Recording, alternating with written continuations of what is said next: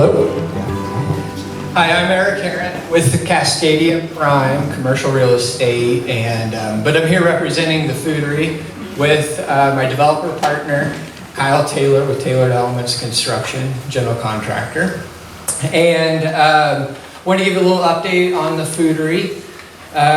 Beautiful article came out last week kind of highlighting some of Phoenix and a little bit of the Phoodery.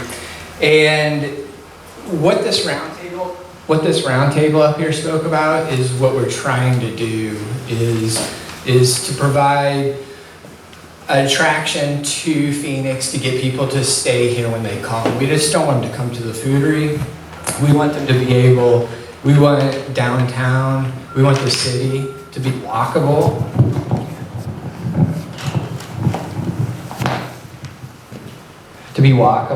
To be, you're gonna ride your bicycle, taking the Greenway, that you're gonna ride from Talent to here. We're also attracted by, Will, his company is gonna bring tourists here to go rafting, and they'll be based out of here. Less than 2.5 miles down the road, there are sports parks that bring in 4,000 or 5,000 people sometimes on a weekend. That's less than 2.5 miles. It'd be nice if they came and ate at the Phoodery. It would be really nice if they came and ate at Clyde's Corner. It would be nice if they went shopping here and bought cheese and kombucha and paraphernalia from Phoenix, Oregon. And that's what we hope to be a part of. And this roundtable and the people that are here in this room are gonna make that happen. So for Phoenix, we're really excited for that. I also want to say thank you to Will for setting up the chamber and for Travel Phoenix, this publication. This is beautiful. This takes a lot of money, but it takes a lot of nights pounding away on keyboards, asking for interviews, setting up photo shoots, and I think that is the impetus of what's going to drive home Phoenix and the development here. So with that, I also, I'm sure city will highlight these other projects over here, but these are all really positive for the local community and Rogue Valley as a whole. We're a small valley. This road out here gets 10,000 cars a day driving down there, and we would like, we could let half of those people to stop driving down here and be able to shop the retail here, buy insurance, whatever else is here for them. So with that, I'm going to hand it over to Kyle Taylor. Thank you. I'm Kyle with Tailored Elements Construction. We've built a lot of product here in Phoenix over the last several years. I think we've put up over 40 residential units in the last 5 or 8 years, which is pretty neat. Some of that, unfortunately, from the Almeda Fire, but we were pretty responsive, I feel like, and jumping back in. One of the things that I think is critical that everybody should know is that we've actually been working on this Phoodery project since 2019. So we've been involved for quite a while, talking to previous administrations of the city and working through trying to figure out what it is that we can pull together to get people to come here and to stay here. And that was really our goal, and working through that process has been great. And I personally just wanted to thank, actually, one thing that hasn't come up a lot is that, I work with a lot of municipalities all over the Rogue Valley, and I will say that Phoenix and the planning department here and the staff has been awesome to work with and just really, really helpful and working through not only the Phoodery project, but also all of the Almeda Fire stuff and working through rebuilding together, I think has been pretty awesome. So thank you to the city for all that you've done for us.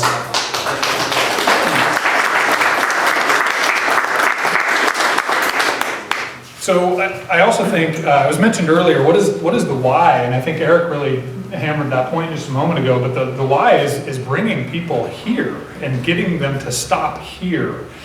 That is going to improve the economic situation for everybody around us. All of the blocks, coming to and from on each side of the Phoodery project and down at Clyde's and down at Leader Mark and everywhere up and down the Cheese Cave, everybody as we all improve and increase our revenues, it's gonna help everybody else. So it's a real team effort, and we're thankful to be a part of it.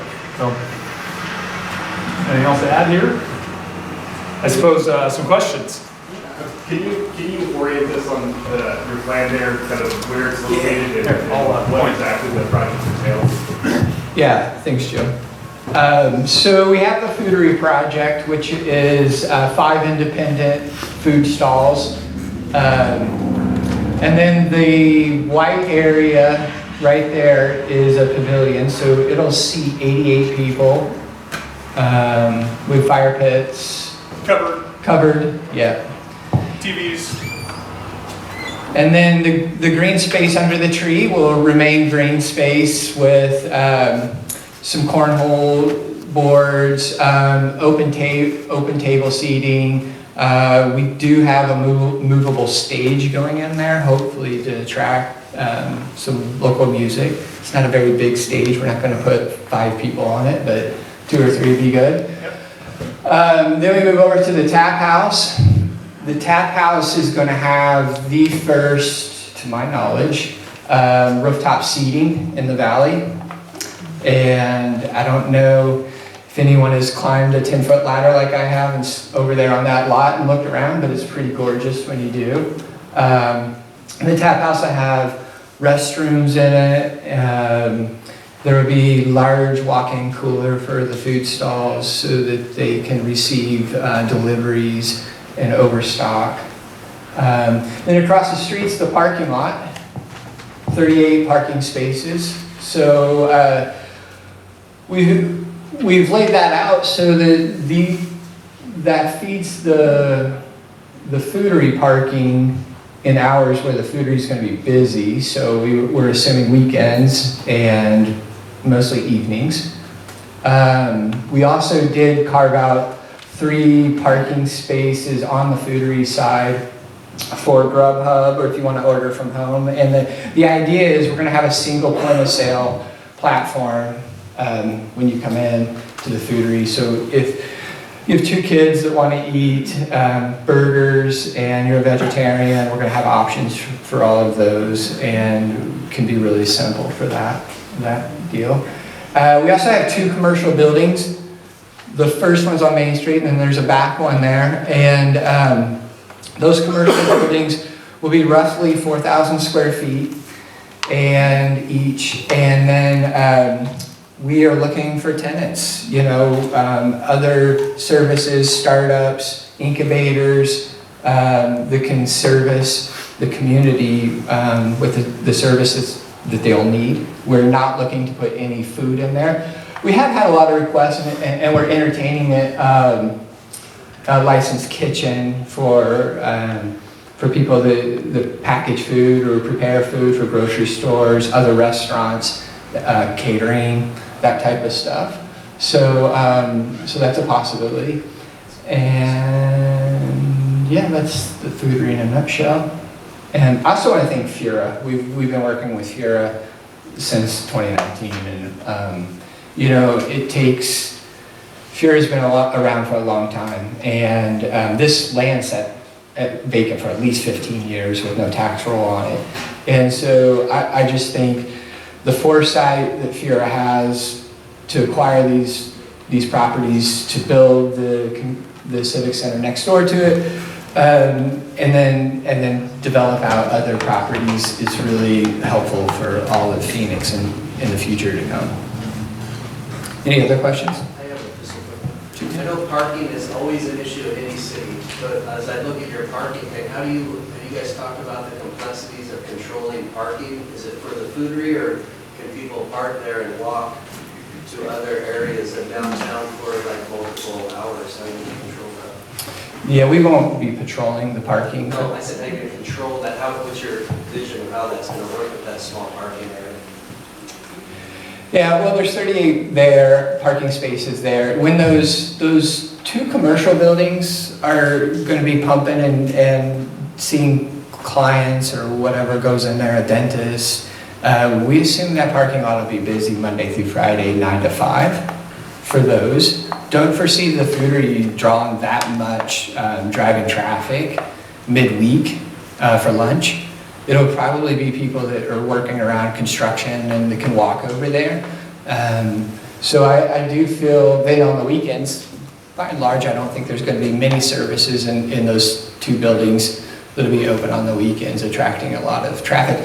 What we hope to take advantage of also is the Greenway is, you know, catty corner from this property, well, back over there.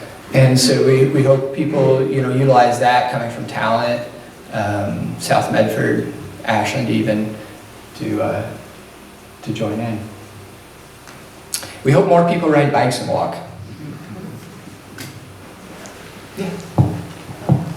You speak really high level on some of the things that are going on here in Phoenix from a business commercial side, and then let Joe get into some of the details, which I'm sure you're interested in hearing more of regarding our business, some of the efforts that we've done in terms of the rebuild. And let me focus on that, because I think that kind of brings me to my coming here to Phoenix. I've been here for 3 years.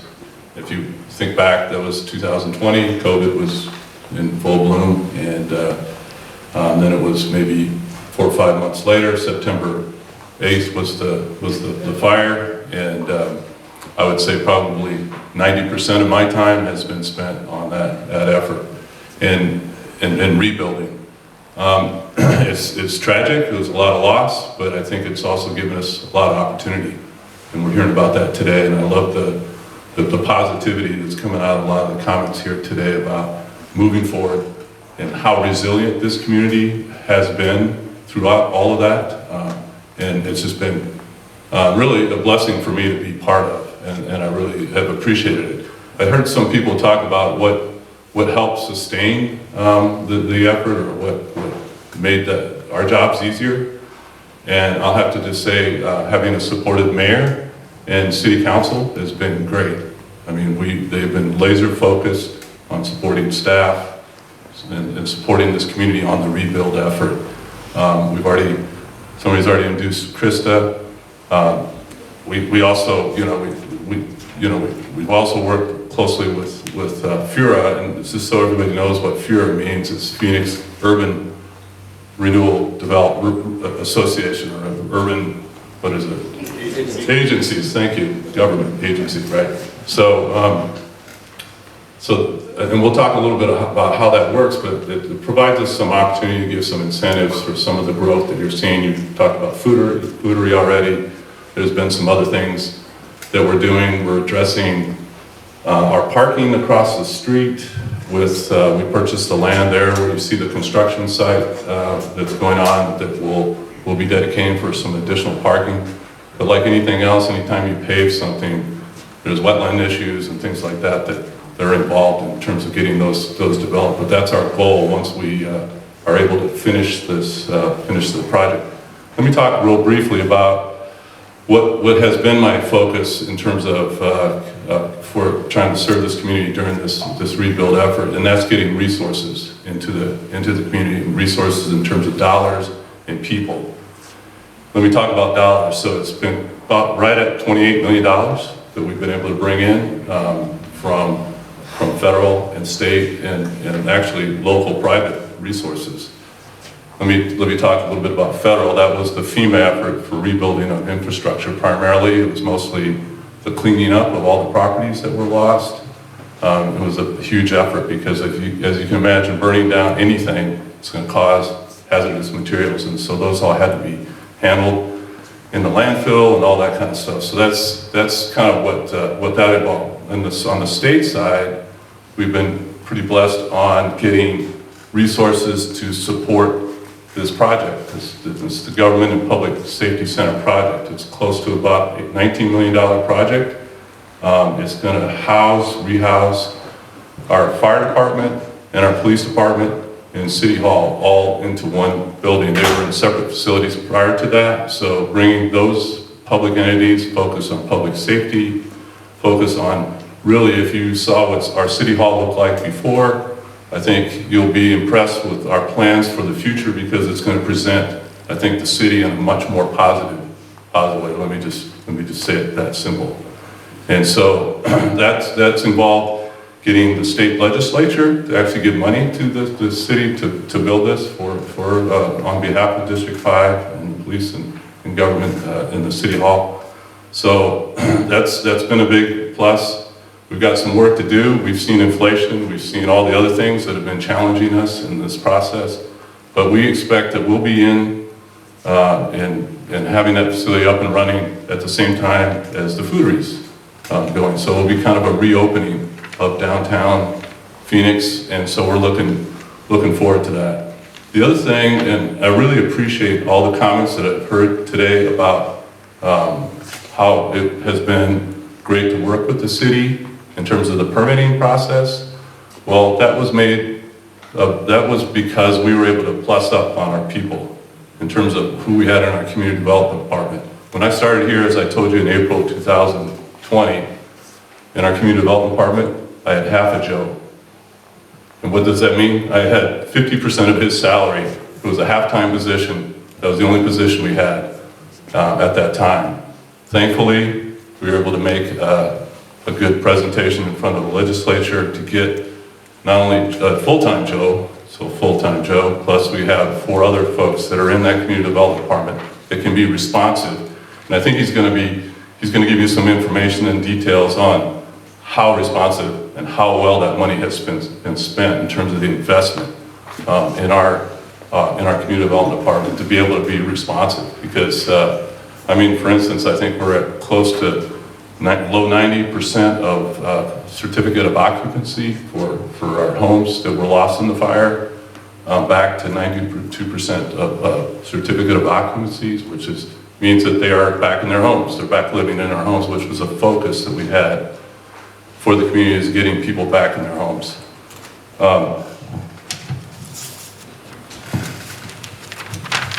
I also wanted to talk a little bit about the park. And the reason I mentioned, it's been mentioned a few times, the Blue Heron Park. And I'm a military guy. I have a little bit of background in military, retired military. That's because I wear a name badge. That's what we do. And with green. Anyway, I was the last guy out at City Hall. That's what they teach you in leadership. You're the last guy out. And it was quite a day, that September 8th, seeing the devastation. But we were back the next day. People were giving, the National Guard troops were out. We had, just tremendous support from the entire county supporting us. And when people said, "Hey Eric, I got this idea to help out," I would say, "Come on in, let's talk about it." And I think that same attitude was shared in city government and in the community. Hey, we got this idea, and there was a lot of homegrown type solutions. But what I leave on, and I say this because I have 6 kids, and I know how important parks are to kids. I've seen that. And when we lost that park, we lost the playground equipment down at Blue Heron Park, that was something that was important to the staff, to the community, to get that rebuilt. And we were blessed to get a lot of federal, state money to help with that. Business Oregon kicked in a bunch of money. And I can't say enough about Business Oregon in terms of their support. But we also got private donations, which has been mentioned already, and it was kind of capped off here a few weeks ago when we heard that we got a $50,000 grant from T-Mobile to finish the things that we couldn't get paid for through federal and state money. And so, we go down there and we see a lot of kids playing. We see there's a lot going on there. It's handicapped accessible. It has all the things you do when you build new playground parks. It's a lot better than what we had there before, but at the same time, it brought some normalcy back to our children. Brought something that there was a place that they could remember going to and having fun, and that was important to us. And so, anyway, look forward to hearing your questions. I mean, we're going to present the positive side of City of Phoenix today. Obviously, that's what we do. We try to stay positive, but if there's something we need to work on, we're here to listen to that as well. So thanks for all the input, and I'm going to hand it over here now to Joe.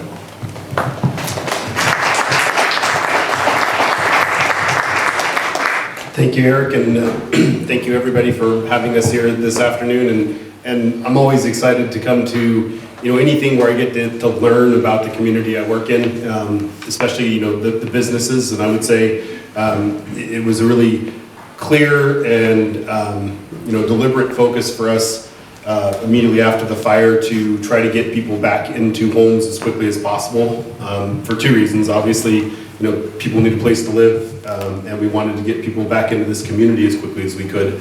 Even with the school kids, they were set up with temporary housing in other communities. It was during COVID where most kids were learning remotely anyway, but people form bonds in the community they live in, and the longer they stay somewhere, the more likely that has become their home, and the less likely they are to return. So we wanted Phoenix people back in Phoenix, but also we knew that we needed Phoenix people back in Phoenix for Phoenix business. So we were immediately interested in supporting the businesses however we could, but we recognized that the number one thing we could do is to get people back here as quickly as possible, because those people are those are the dollars, those are the economic engine for the community. And so I think we've been pretty successful with that. Eric mentioned we've got spreadsheets that show we track every council meeting how we are doing as far as getting people back into homes. We've recovered almost all of our single-family homes that were lost, along with almost all of our our multiple family homes, so apartment buildings and the like. We're still lagging on getting manufactured homes replaced, but there's a whole long story behind that they are continuing to come back around. One thing that was also very obvious after the fire was that we lacked land for development. There was a lot of interest in providing temporary housing and then obviously also long-term housing for people, because the valley was really critically short on housing pre-fire and then after the fire. It was just a remarkably terrible situation where we had very low vacancy rates and we lose 25 housing units. Like, where are people supposed to go, right? So, but the thing that was really obvious in Phoenix is that we had no land to offer. And we were already in the process of trying to expand our urban growth boundary, which, if you want to learn more about it, come and ask me some other time, and I won't bore the whole room with the details. Essentially, Oregon land use makes it very difficult to expand the city limit. You first have to expand your urban growth boundary, so then you can make that land available for development. And the process takes years to complete. And so during fire recovery, we never stopped the effort of expanding urban growth boundary, knowing that as soon as we got all this rebuilt, we were still going to be in the same situation with nowhere else to go. And we needed not just to replace, but we needed to continue to build. And so I'm happy to say that in December of 2022, so just a few months ago, we were successful in expanding our urban growth boundary. And what that means is we've added a significant amount of land on the east side of the freeway along North Phoenix Road, heading towards Medford, roughly 300 acres. And most of that is actually set aside for a regional employment campus. And so the idea is that this is, regional employment that is being targeted throughout the valley, and there's nowhere else in the valley, and there's really nowhere between Redding, California and Eugene, Oregon for something of this scale. And so we don't know when or if or whatever those might come in. The idea is that we don't have to turn somebody away if they come and they want to set up a 50 or 100 acre campus and they want to build something large there, which that's not our economic development plan necessarily. I think Phoenix is a small town, micro businesses, all those sorts of things, that's what we're targeting. But landing some large employer with hundreds of employees across the freeway wouldn't be a bad thing for those local businesses that are already here also. So we're trying to keep all of our options available and do all the work at all at the same time, which gets a little exhausting, but we're trying to cover all the bases. So that's east of the freeway. Now, north of Phoenix here on the west side of the freeway, between Phoenix and Medford, was the area that was most heavily impacted by the fire. And it's outside of Phoenix's city limits. Our city limits end, pretty quickly heading north, basically Rose Street. And so we've also added all that area to our urban growth boundary, and there's kind of a long story there. I won't, again, go into too much detail, but we've been working very diligently in helping to support that area also in fire recovery with water, et cetera. And the reason I'm telling this story is because there's the possibility that Phoenix might be adding an area that pre-fire housed up to 2,500 people. So the city of Phoenix may be, expanding very rapidly from a population standpoint, and also opportunities for growth and kind of redevelopment beyond the city proper as it stands. So that's kind of the big picture stuff, I guess, that we've been working on. Now bringing it back kind of a little more local, a little more downtown centric. We've talked about the Phoodery, we've talked about the new Government and Public Safety Center. Both of them are slated to be done in spring of '24. The Urban Renewal Agency owns this property across 2nd Street that we are using now for staging for construction for the new Government and Public Safety Center, but it will be available for redevelopment. And just like with the Phoodery, I mean, the purpose of FURA is to partner with business and developers who are interested in helping to improve Phoenix. And so, if it's on the market, kind of, it's not really listed right now, but it's, it's available, and we know that it can't be used just yet, but that's long-term plan. And there's also the stuff that was already indicated or mentioned, I guess, on the corner of Bear Creek Drive and 4th Street. It's just south of an acre, I'd say 9.93 or 92 acres.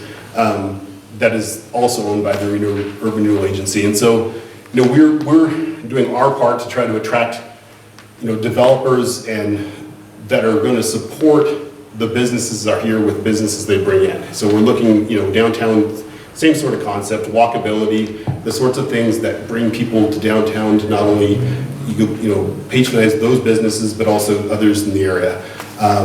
The 4th Street crossing, I think it's a very, great question, and I can tell you that we've actually investigated the possibility of even putting a bridge over Bear Creek, the creek itself, from the Greenway Trail over to the manufactured home park. It's now going to be called Oak Ridge Estates. It's 210 units, and then there's some property just adjacent to that that's available, and somebody is targeting that for affordable housing, 160 units they're looking at placing there.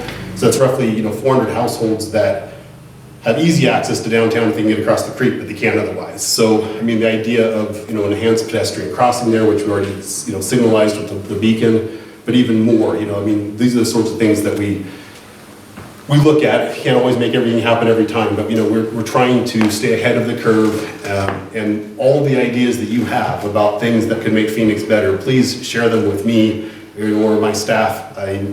We're no longer where we were because the building's not there, so if you haven't already found us, we're at the Civic Center right now, and we'll be at the Civic Center until we move back over to our new building in '24. So if you need to find me for any reason to, share information about what's going great, things that aren't going so well, great ideas, please, come to talk, because we have the staff, as Eric mentioned right now, to do, big things, bigger things than we've ever been able to do before, because we didn't have the money and we didn't have the people to work on the things. And right now, we kind of have the perfect combination of both. I mean, we don't have unlimited time, we don't have unlimited money, but we have, the right amount of people and some money to work with and trying to do some big things.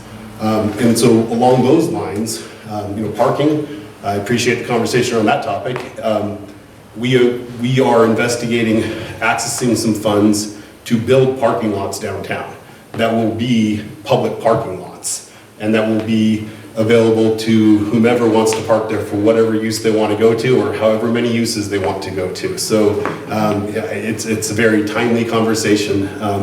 That idea didn't come just from us. I mean, it's from us listening to people about what is needed. And so, that work is well underway. I can tell you, I have plans on my desk right now for 3 different parking lots in the downtown area. I mean, that's not saying that, that those are going to get built, right now or tomorrow, but, the work is happening.